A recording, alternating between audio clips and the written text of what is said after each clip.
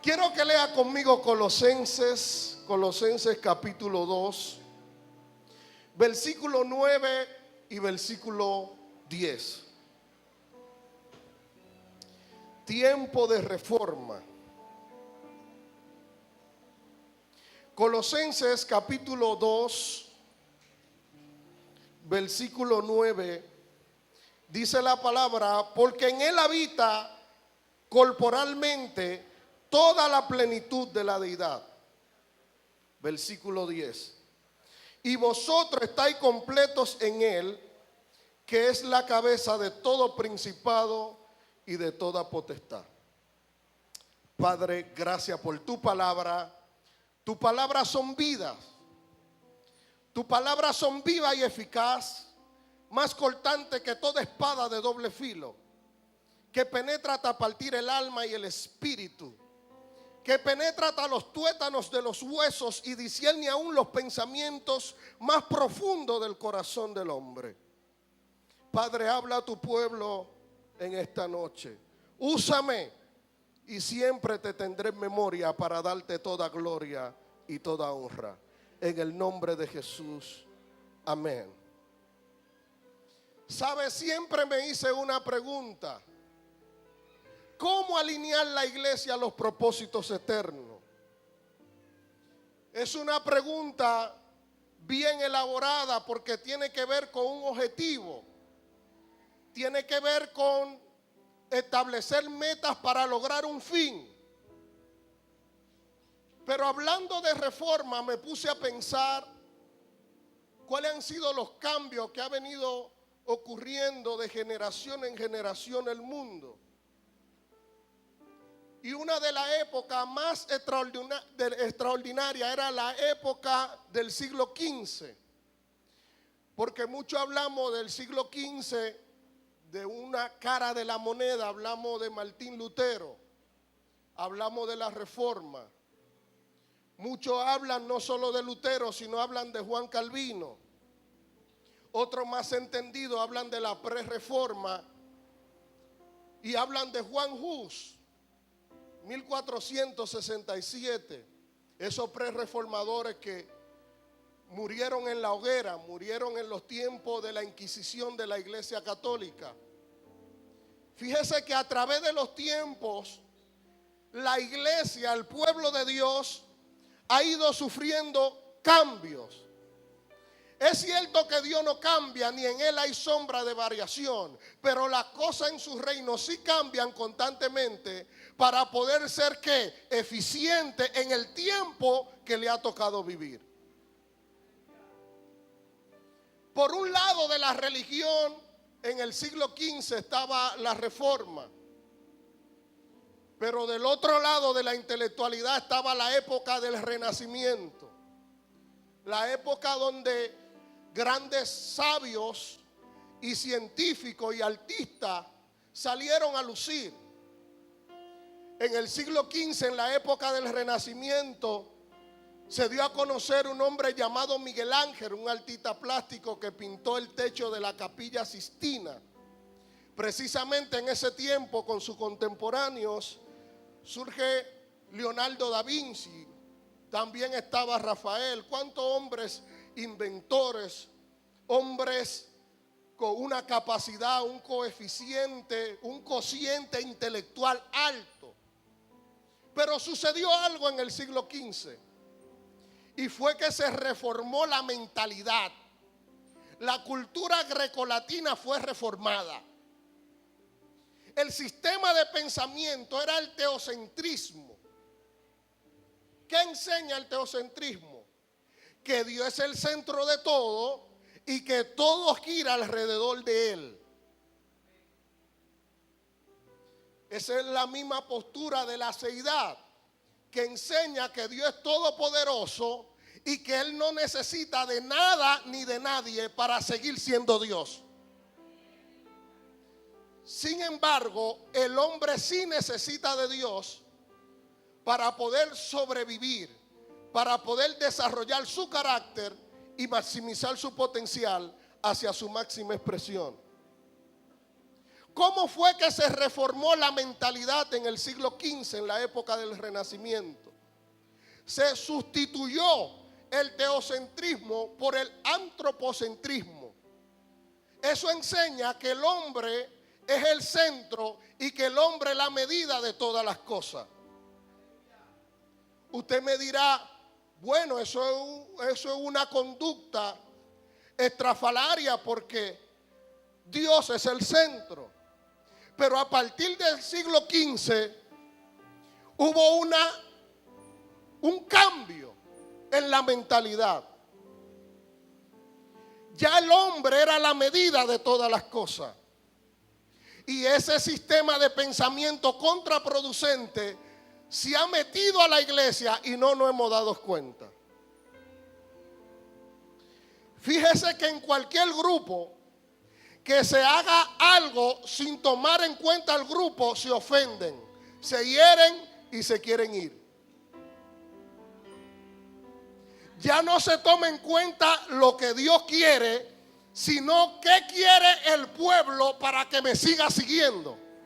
Ay, yo no sé si usted está entendiendo lo que yo le estoy diciendo.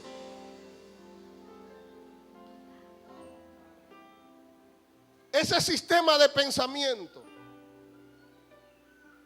se ha metido a nuestras iglesias y ha habido un desenfoque del propósito.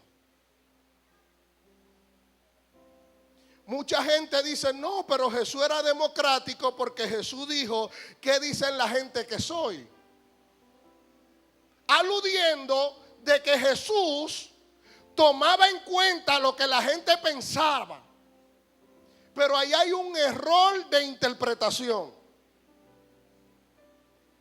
Porque si Jesús no sabía quién él era, entonces él no tenía una identidad clara que no corresponde con su carácter.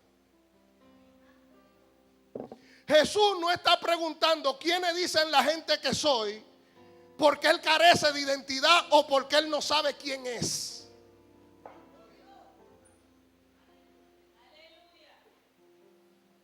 Entonces, entendiendo eso, creo que estos son tiempos de reforma, donde tenemos que volver a operar conforme a lo que Dios dice, no a lo que dice la mayoría. Ese fue el peor error de Saúl. Dios le da la directriz, le dice, esto es lo que vas a hacer. Mata al pueblo de Amalek y aún el rey mátalo a todos. Pero la mayoría estaba pensando en hacer fiesta, en comerse un becerro gordo. Y él le dio más prioridad a la postura de su gente que a lo que Dios le estaba diciendo. Entonces, ese es un panorama que me hace entender que se necesita una reforma. Tenemos que volver a comenzar a pensar como fuimos diseñados. Por eso el pasaje que leí al principio dice, Colosenses capítulo 2, versículo 9, porque en él habita corporalmente toda la plenitud de la deidad. Está hablando de Cristo. En el versículo 10 habla de nosotros, dice, y vosotros estáis completos en él, que es la cabeza de todo principado y de toda potestad. Y si habla de nosotros, si habla de la iglesia y dice que estamos completos, ¿cuántos creen que como iglesia estamos completos? Si nosotros estamos completos es porque no nos falta nada. Y algo que está completo y no le falta nada, no puede haber deficiencia. Y si hay deficiencia, no es porque la Biblia se equivoca. Es probable que no se esté caminando conforme al diseño. Quiero detallar un poco esto. Un diseño es una idea preconcebida que contiene todas las especificaciones de cómo funciona una cosa. Y si usted no usa ese objeto que se le dio, ese ministerio que se le dio, conforme al diseño, la disfuncionabilidad no está del creador, sino que tú no has hecho caso a los planos que se te entregaron. Ejemplo, un radio. Quien diseñó un radio estableció un diseño de cómo ese radio funciona. ¿Cómo funciona un radio? Un radio tiene una antena que captura las ondas hertzianas. Y al capturar esa onda hertziana por la antena, la comunica al sintonizador, que es que establece el dial de la señal que está recibiendo. Ahora, esa señal la envía al preamplificador y ese preamplificador la lleva al amplificador que le da volumen a esa señal. Y luego sale por las bocinas y usted escucha la radio. Usted puede escuchar la emisora. Pero imagínese usted que porque a usted se le entregó el radio, usted dice, a mí no me gusta esa antena, y la quita. ¿Cómo piensa usted que va a oír la emisora si su actitud medalaganaria hizo quitar el dispositivo por donde entraba la señal? Yo no sé si usted me está entendiendo. Dios estableció un diseño para la iglesia. Primeramente, apóstoles. Segundo, profeta. Tercero, evangelista, pastores y maestros. Él diseñó un equipo de 5. La religión nos ha llevado a entresacar lo que me gusta y poner a un lado lo que no me gusta. Y durante mucho tiempo la iglesia no ha podido operar bajo la unción quíntuple, porque no hemos quedado con lo pastoral, con lo evangelístico y con lo del maestro, y no hemos hecho otra cosa que edificar una mesa de 3 patas. Se cae. La Biblia dice que estamos completos en Él. La iglesia está completa y puede operar de manera perfecta siempre y cuando opere conforme a su diseño.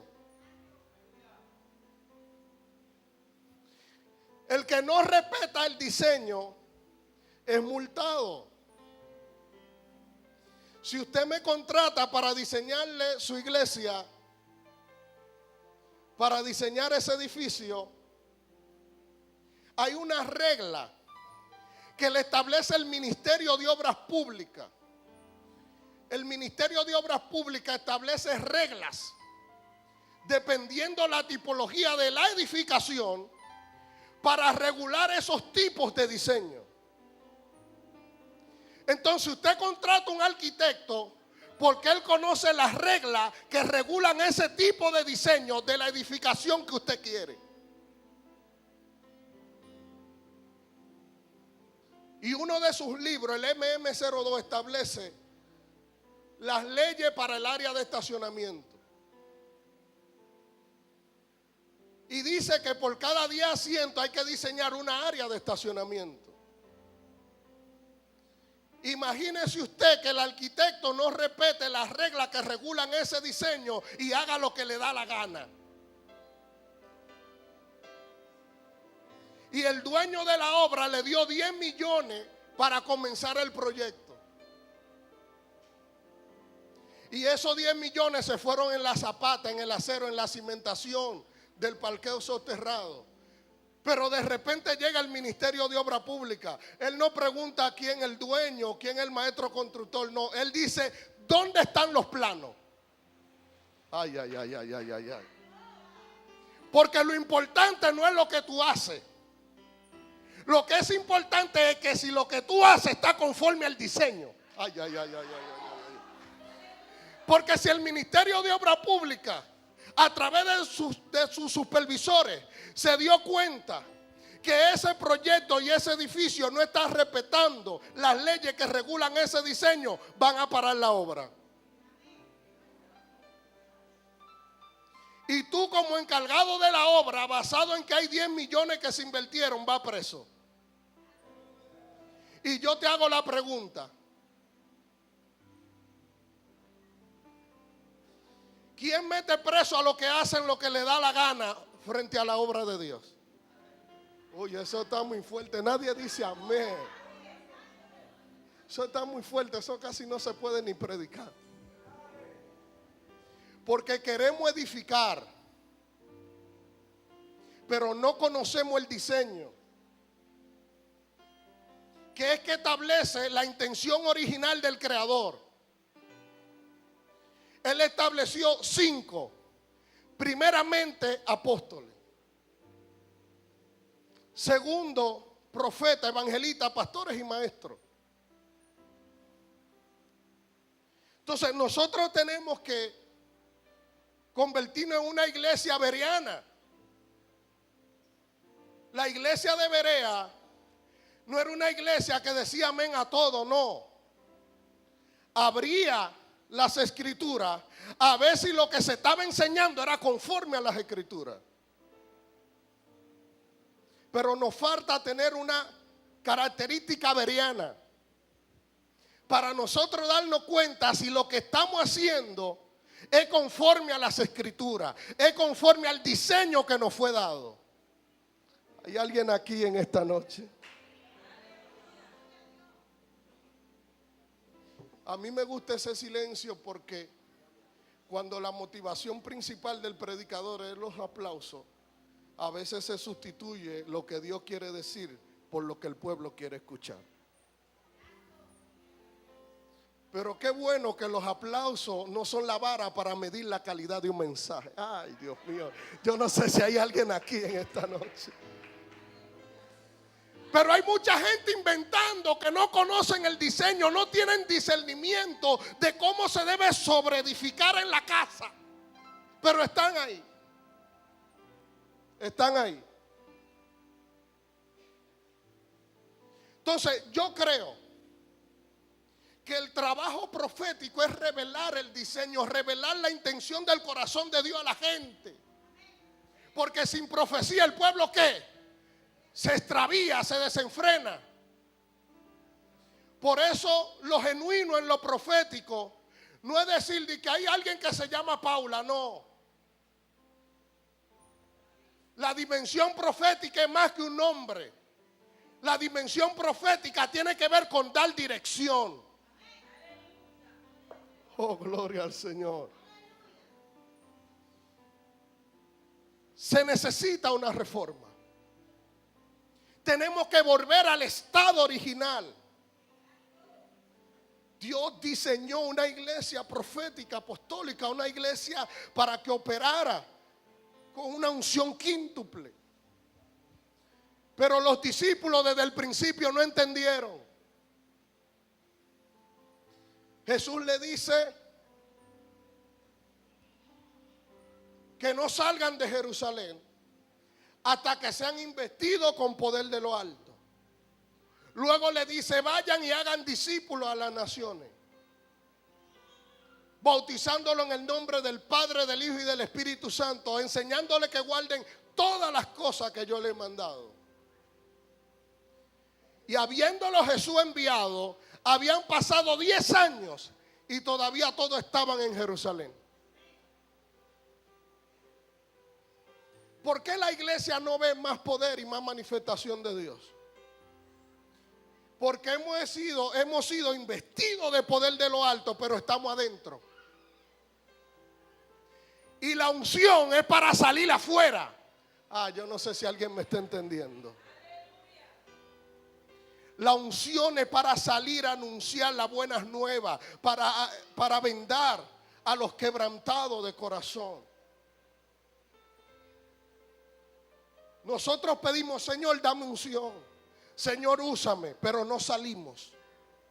Jesús dijo, el Espíritu de Jehová el Señor está sobre mí, por cuanto me ungió Jehová y me ha enviado